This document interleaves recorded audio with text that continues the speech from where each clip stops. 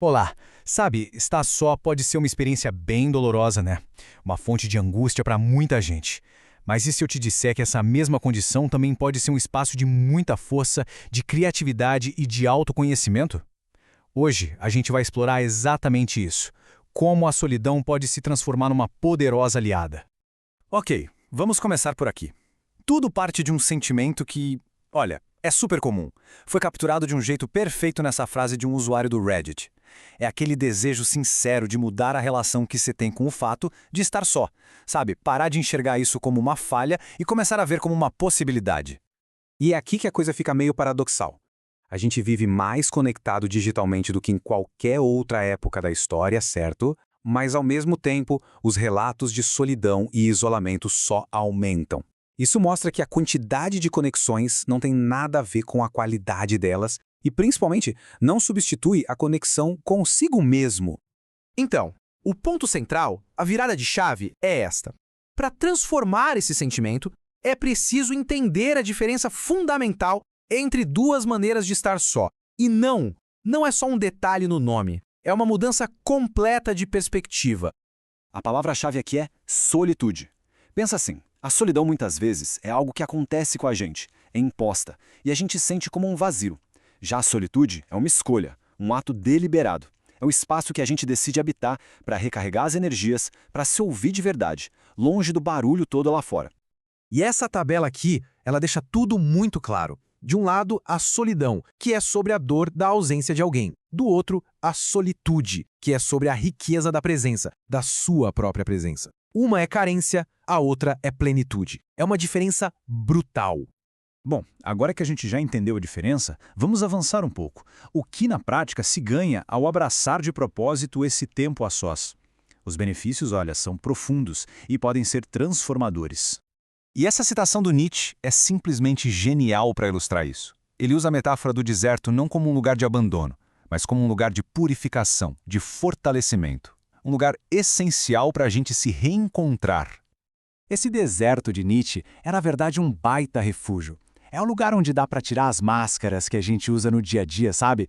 Se afastar um pouquinho para ver as coisas com mais clareza e, talvez o mais importante, cultivar a própria identidade, longe daquela pressão de ter que ser igual a todo mundo.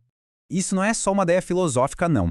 Uma pesquisa recente de 2024 mostrou que mais da metade dos americanos já considera o tempo sozinho essencial para a saúde mental. A percepção geral está mudando. A solitude está começando a ser vista como uma necessidade, não como um problema. Mas aqui tem um ponto muito importante. Aproveitar a solitude não é algo que todo mundo sabe fazer de nascença. Para muita gente, essa é uma capacidade que precisa ser construída, desenvolvida. É uma verdadeira jornada de amadurecimento emocional. E o trabalho do Winnicott dá toda a base psicológica para essa ideia. Ele defendia que essa habilidade de estar só de um jeito positivo é uma conquista, um marco no desenvolvimento pessoal que depende muito das nossas primeiras experiências de segurança e confiança lá na infância. Basicamente, a teoria do Winnicott pode ser dividida em 3 passos. Primeiro, a gente aprende a estar só, mas sentindo a segurança de ter alguém de confiança por perto. Depois, a gente internaliza essa segurança, não precisa mais da pessoa ali fisicamente. E o terceiro passo, finalmente, é quando se atinge a maturidade de ficar bem na própria companhia, porque essa segurança agora mora dentro da gente. E alguns casos clínicos, como o de uma paciente chamada Ana, mostram o que acontece quando essa capacidade não se desenvolve direito. A solidão para ela era tão esmagadora que a única defesa era se fechar numa concha, totalmente isolada e frágil. E aí que a transformação acontece. Com o processo terapêutico, a concha frágil da Ana virou um escudo. Ela não deixou de precisar dos seus momentos a sós, mas agora essa era uma posição de força, de resiliência e não mais de medo. Outro caso bem poderoso é o da Luna. Para ela, a solidão era um vazio mas tão insuportável que se manifestava em dor física. A falta de uma conexão segura deixava ela completamente à deriva, num sentimento de quase inexistência. Agora, o mais tocante aqui é como um gesto tão simples começou a cura.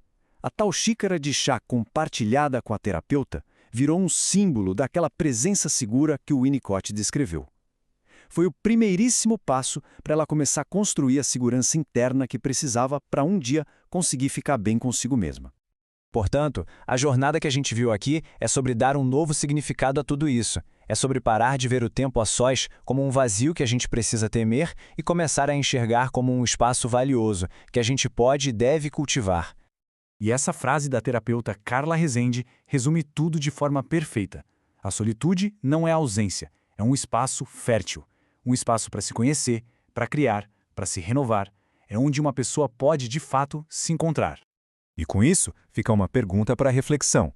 Se em vez de fugir, esses momentos a sós forem acolhidos, o que será que se pode descobrir sobre si mesmo nesse espaço de solitude? A resposta, claro, é única e exclusiva para cada um.